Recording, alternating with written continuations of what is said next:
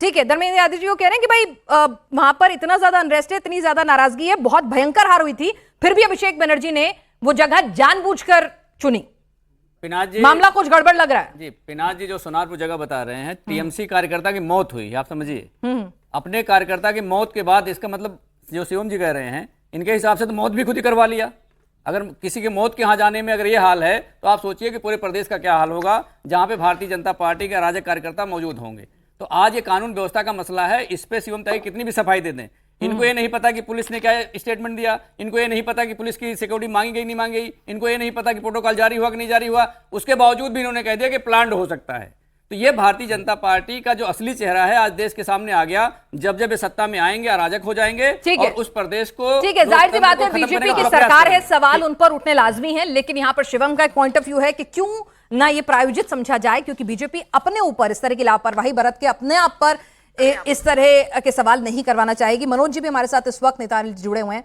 मनोज जी, भाई सहयोगी कभी साथ रहते हैं, कभी नहीं भी रहते हैं, इसका अनुभव सभी को है, ममता बनर्जी को भी है, आपको भी रहा है, पार्टी को।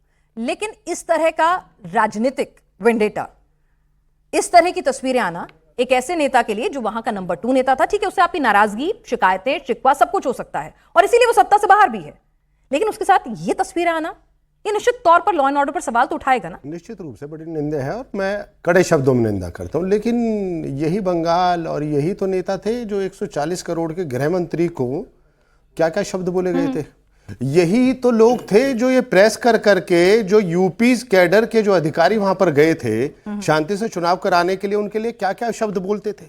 यही तो लोग थे जो वो कहते थे कि मतलब पहले तुम कर दो फिर हम कर दें। एक सेकंड, जब आप कुछ कहें लॉ एंड ऑर्डर के खिलाफ तो ठीक है, वहां यदि आम जनता में इतना गुस्सा है, उन्होंने गलत लिया, उन्होंने कानून को हाथ में लेने का अधिकार तो भीड़ तंत्र तब भी चलता था, लेकिन भीड़ तंत्र ने यदि उनके अंदर 15 साल में कोई विकास नहीं हुआ, वहां पर उन्होंने अपना गुस्सा वोट की ताकत से हटा दिया ना, सत्ता से उखाड़ फेंका, इतनी बुरी तरह से उखाड़ फेंका। देखिए तरीका गलत है। जब वोट तंत्र की बारी आई तो वोटों से उखाड़ा, और जब सामने हुए, मैं निश्चित रूप से मानता हूं ये गलत है। सामने हुए तो लाख गुस्से बरसा दिए, वाह, लेकिन बहुत बढ़िया, का गुस्सा है, ये लॉ एंड ऑर्डर आप चाहते हैं पश्चिम बंगाल में।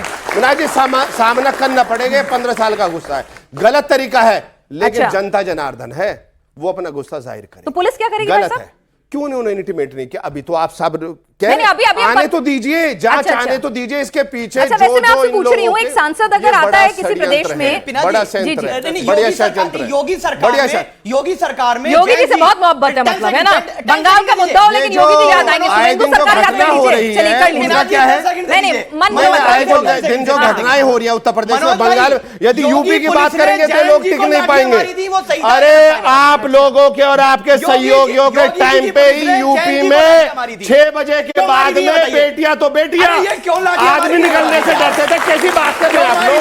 यही टाइम था यूपी में 2017 से पहले यूपी में। ठीक है 6 बजे के बाद नहीं, अभी फिलहाल अभिषेक बनर्जी की बात कर लें सर। भाईपो के साथ ये हुआ है, मुद्दा यहाँ रुकेगा नहीं। आप पे भी लाठियां बजी थी, ठीक है सर, उसके खिलाफ नहीं बोल सकते। उत्तर प्रदेश में चुनाव है, 10 महीने का वक्त बाकी है, उस पर भी चर्चा करेंगे, लेकिन आज की बड़ी खबर यही है, हम लोग आवाज उठाते हैं, है ना, यही है अभिषेक बनर्जी के साथ जो हुआ है यही है। लेकिन मनोज जी आप जो कह रहे हैं कि मतलब ठीक है, तो लॉ एंड ऑर्डर किसकी जिम्मेदारी है? भाई भीड़ अगर भीड़ के हिसाब से चलने लग जाए, मैं अपना गुस्सा इस तरह से निकालने लग जाऊं, तो लॉ एंड ऑर्डर क्या कर रहा है?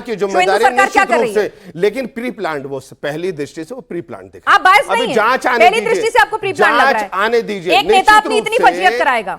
कोई प्रोग्राम उन्होंने सेट, आप जांच तो आने दीजिए। अच्छा, जनता के बीच में आप जा रहे हो, किसी प्रोटोकॉल से तो जाओगे। आप जब वहां पर हारे हो, 15 साल से लोग आपसे जवाब यदि मांगने, तब तो आप 400 लोगों के घेरे में थे, आप मिलते नहीं थे जनता से।